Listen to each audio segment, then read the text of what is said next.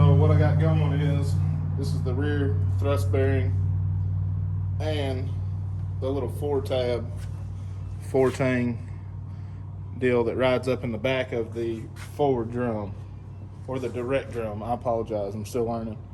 But so you replace this with a roller bearing. So have these stacked up. I got 15, 20. All right. Now, I bought the TCI. It comes with a roller bearing, part number, yada yada. It comes with a roller bearing and 3 spacers. I have already been measuring, and this is my closest one. So here is, they call it a Torrington bearing, a roller bearing, whatever you want. Basically, we're rollerizing the output in play with a roller bearing. And then also have a shim. So I came in here and you can see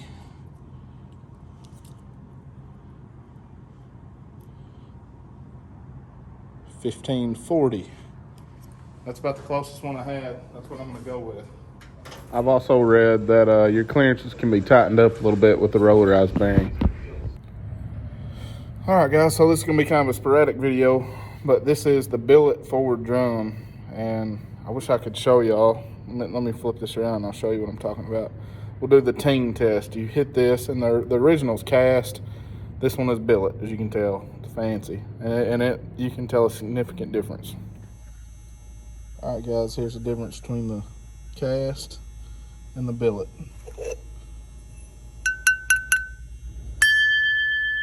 It's like ringing a bell, man. All right, guys, I'm taking this seal, this lip seal, off of the forward drum, and that makes it apply pressure across the entire band.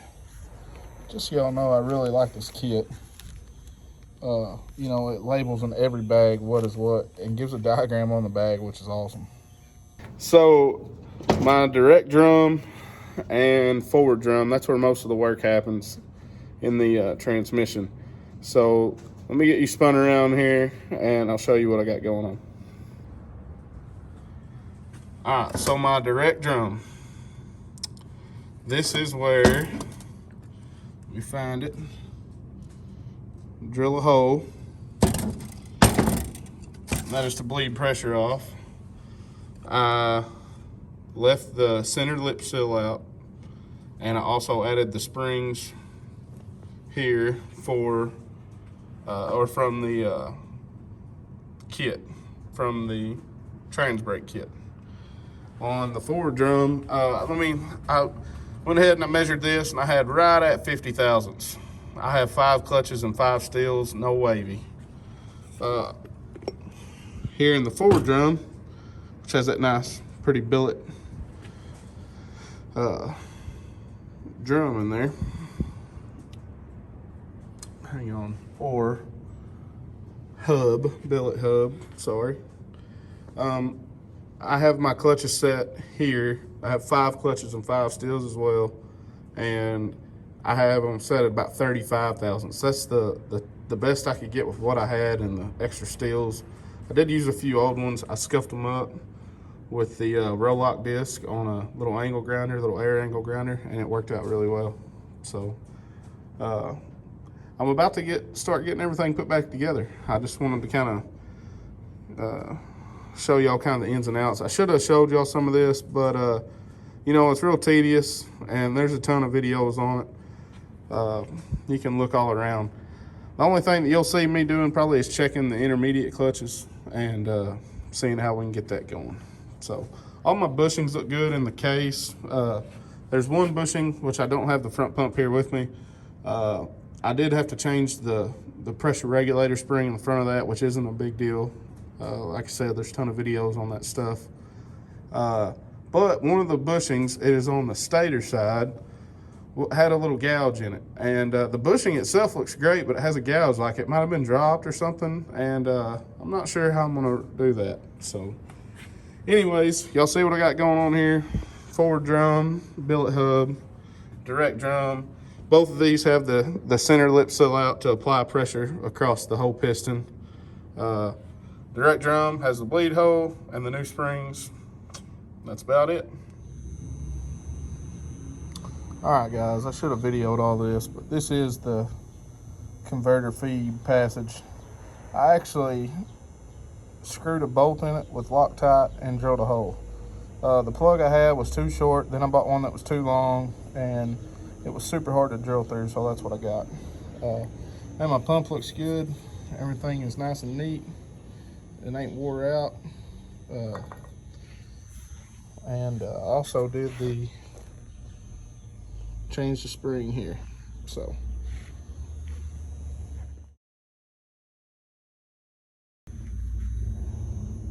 All right, guys, this is why you check everything, I guess. This is the front pump bushing. Not a single bushing in this transmission looked bad, except for this one. And when I say it's bad, it's shot.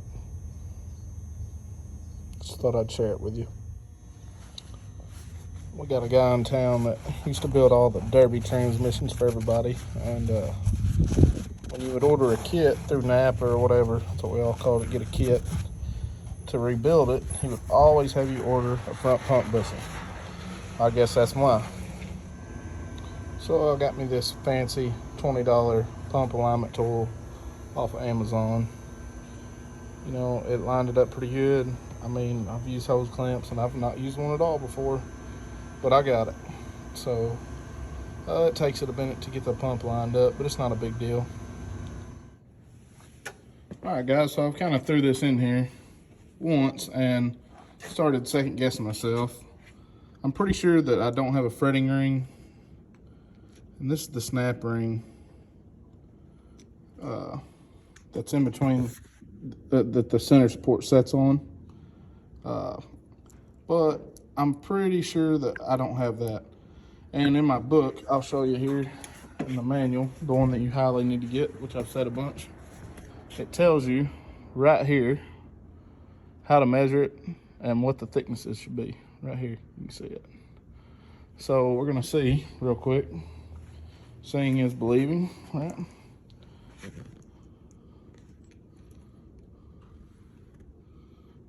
You can see we definitely have the thick one.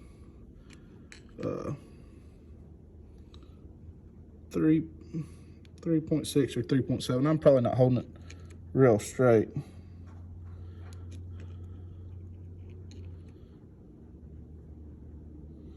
Yeah. So we definitely have the thick one, so no fretting ring. All right, guys, before I get started too, I've already got my low reverse band in. There is 2 lugs right here. You actually have to squeeze this low reverse clutch in kind of and get it set right in the right spot, and it's kind of hard to screw up. You'll see there's a lug right here and then 2 over here that fit into these 2 dials that come out of the case. Pretty simple deal. I did go with a new low reverse clutch band because mine looked pretty rough. They say if you can use a factory one, they're bulletproof, but man, mine just looked old. I'd rather put a new one in it, and I'm gonna try this one. So, all right. So I have my low reverse clutch in, but let me get this out. We've already went over this 100 times. This is my rollarized output bearing, and this is my shim. So we've already measured these previously. We know what they are. The bushing has to protrude up a little bit, and it'll ride on that bushing, and then the black side goes down on the roller bearing.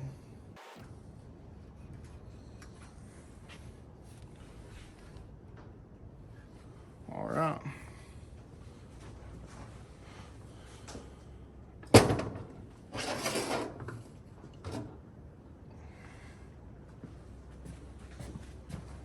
Now we have the whole reaction carrier.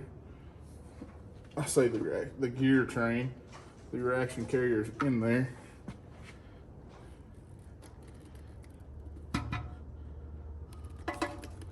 And you do want to try and line up your center support holes. I'm a hole off.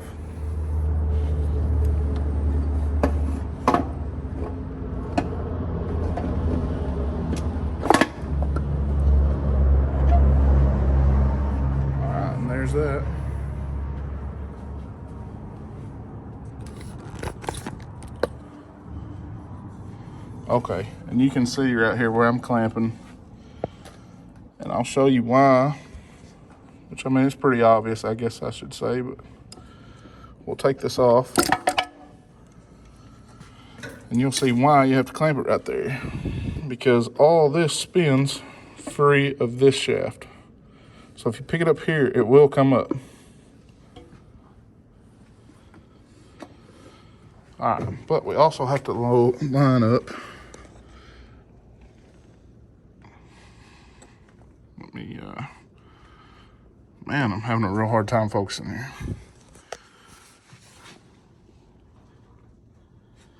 Right here, the center support hole has to line up.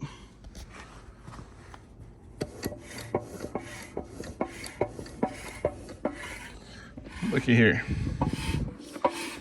Nice and free, we're good to go there. Let me find my center support bolt. This is the bolt with the hole through it. Man, not a good day for focusing. But let's see.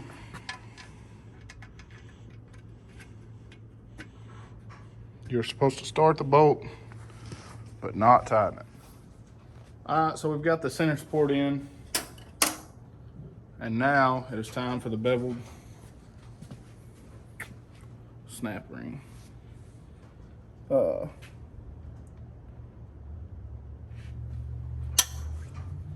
bevel goes up, of course, and it is the 9 o'clock position. So 6, 9, 12.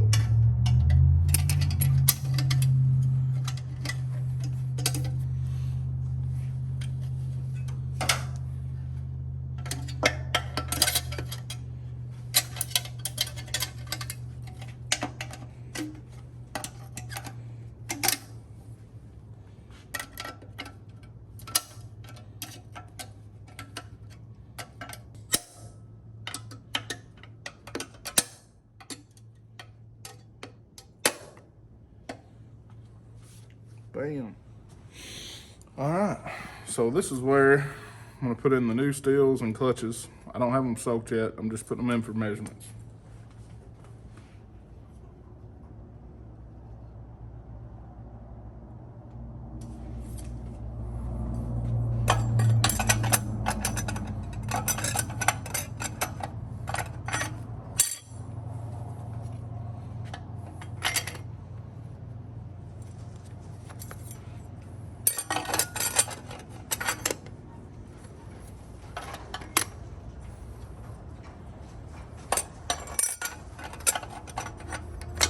And this transmission has no wavies in it at all. It is full race, bad to the bone, yada yada.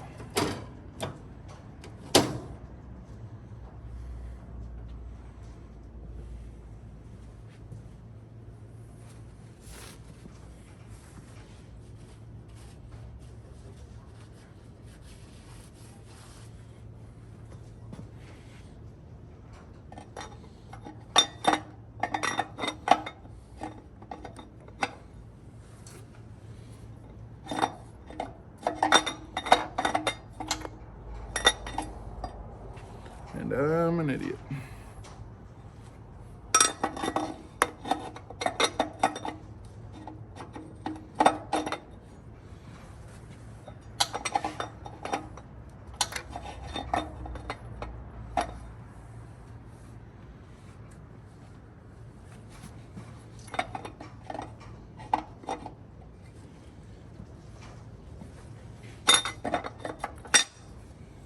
There it is.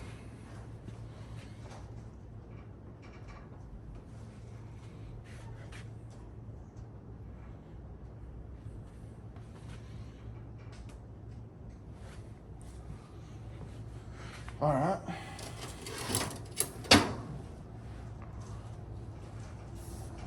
Then you have a flat snap ring, which I have a real nice gapless ring that I'm going to put in place of this.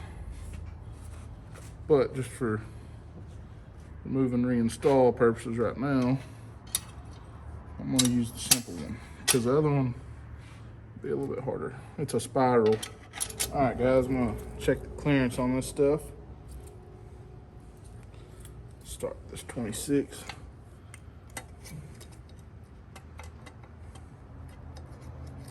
Man, it feels like super duper loose.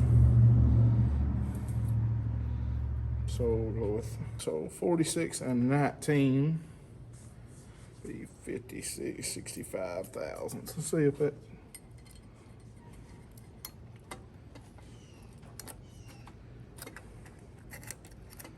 All right, that makes me feel good. That ain't going in there. So we're gonna go with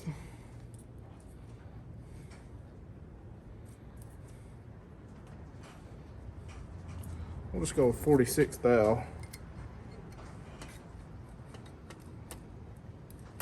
That does fit, but we're getting somewhere. I'm gonna add 8 to it.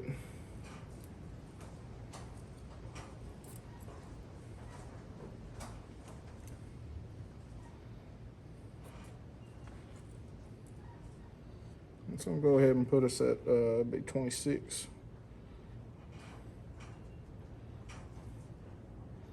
46. This will put us at 54.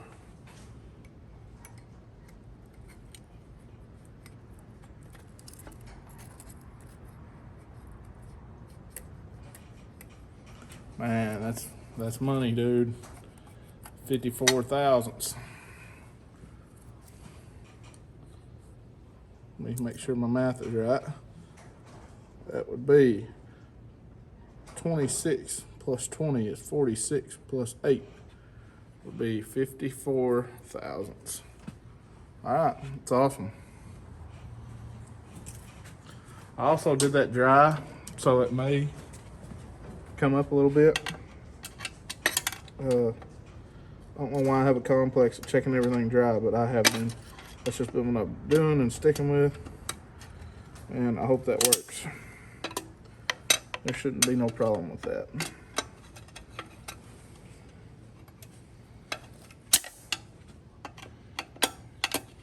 Do a little contrary. There we go.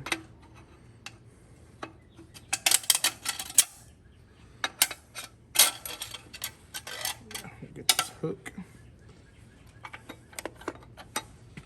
All right, we're gonna discard this snap ring because we got a new bad to the bone over there in the toolbox.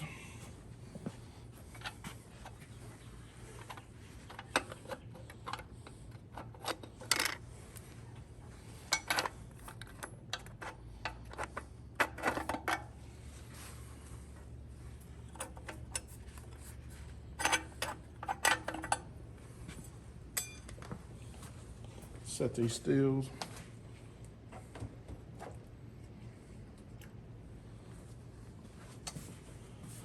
I haven't let them clutches soak yet, so that's what I'm gonna do. I don't know if you can see this. You can see the spots on this. I'm gonna take my fancy Milwaukee deal and brush them up. Man, these new Milwaukee tools are awesome. You're not gonna need an air compressor before too long.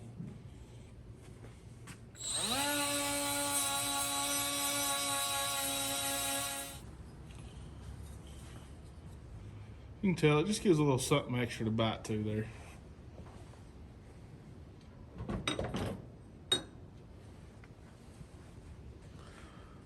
All right, now we have got to do the case saver. So let's do this here.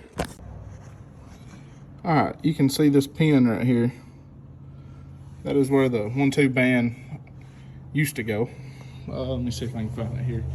It actually rides right there in that dowel hole right there, but this is gone. Not going to be in use with the Transbrake kit, so that gets deleted. But the case saver is for this big void over here. As you can see, there's a big void, but we have to knock this out because a bolt will come through right here. All right, let's see if we can jam this thing in there. How about y'all guys? That thing sounds solid. All right, guys, wish me luck. I had to go back and check. This thing sounded super solid. There,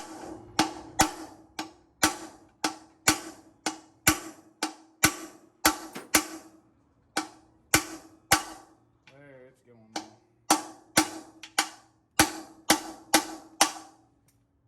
Man, that dude is in there, Jack.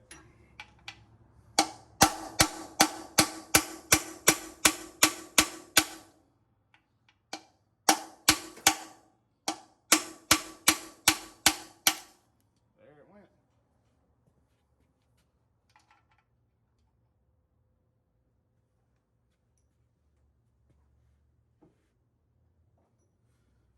And just so there's no confusion, it's just a simple pin. You do knock it from the outside in. That was what I was confused on. From the outside in. So now, I have the FTI case saver. All right. So now you'll get to see where this goes. It goes in this way.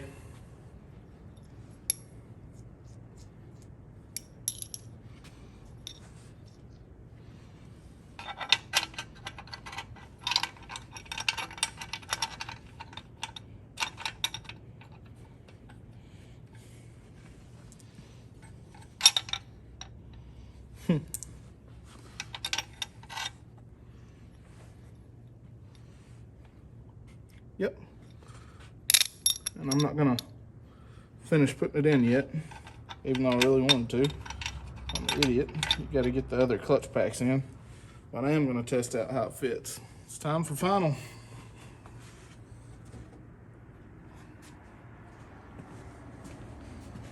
And I know it may look like everything was relatively dry, but I promise I've been lubing everything as I go. Asbestos steels.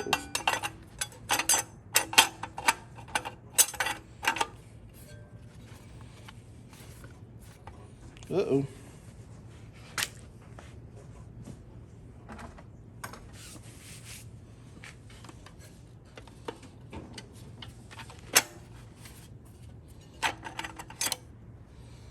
Man, I've had to fight these things.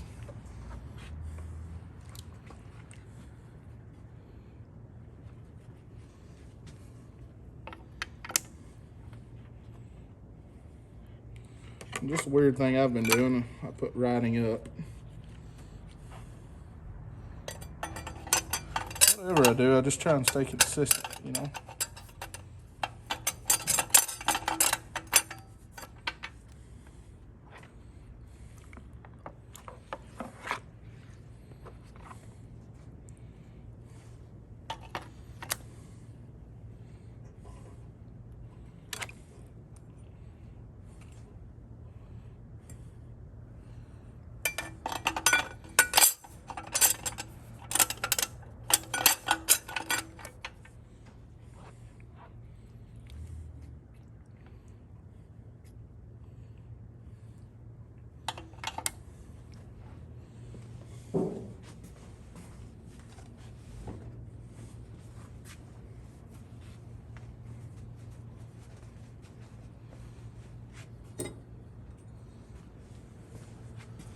All right, now you can see this area right here.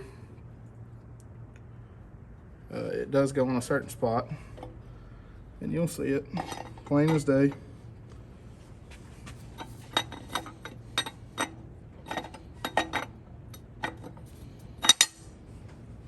Bam, just like that. All right, now this is extra right here. This is the spiral lock ring, so there's never a opening. Y'all just wish me luck on this. I'm hoping for the best, but you know they say that you need the intermediate snap ring is bad about breaking, so I'm gonna try it out here.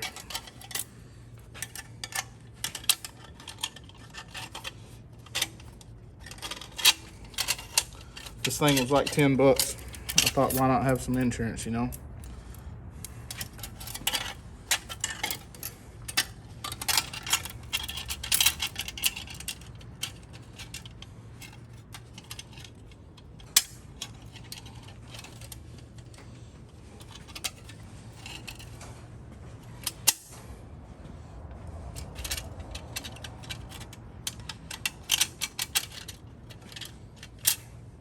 Yeah, this is gonna be fun. Gonna be fun.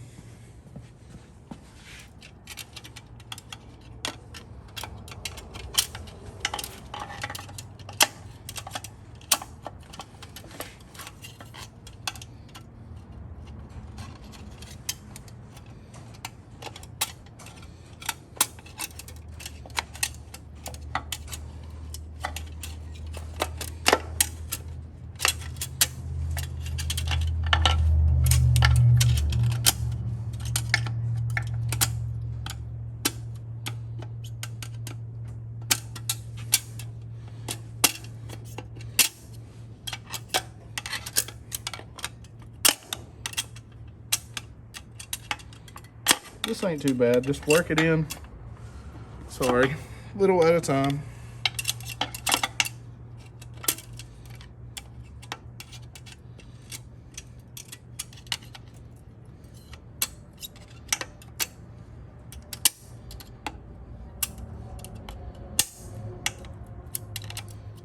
Bam, there she is. She's in.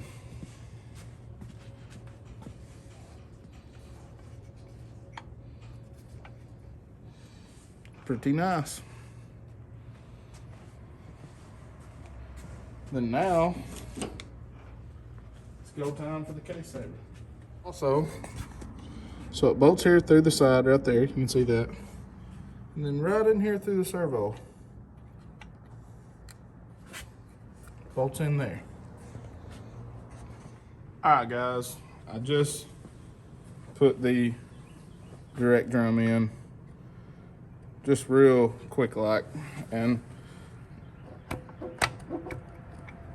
this is definitely the tricky part, is trying to get it to bottom out. Hey, it set down pretty good. Oh, did you hear that? That's definitely bare metal. All right, so we have direct drum. Now I have this washer.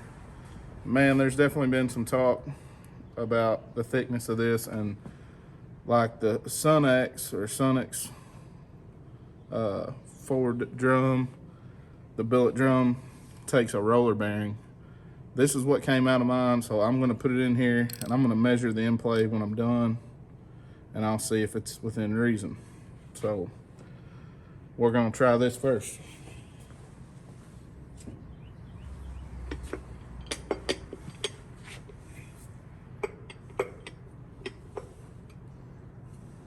Alright, little did I know this is where my trouble was about to start. The FTI billet forward hub that I had, the splines were just not machined right. That's all I could say. I called Summit. They sent me a new one and sent me a label to send the old one back. And I'll put some pictures up here of the hub here in a minute and let y'all check it out and see what I was talking about. Tell you what, it just wouldn't go. I even tried to file the splines a little bit. Nothing would work. Maybe it was just a bad day. Maybe it was a Friday. Somebody's ready to go. Not the billet hub, but as you can see, I'm putting the old drum in right here, and not just meeting with the clutches. It's also splined and goes down onto that shaft, and that's where my trouble was. It wouldn't go on the shaft. So here's the pics of the bad hub, and hopefully before too long we'll get this thing thrown the rest of the way together.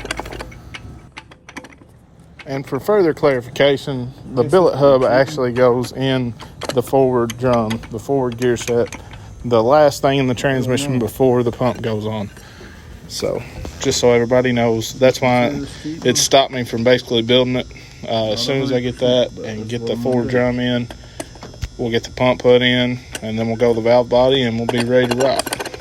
Catch y'all next time. Thanks for watching.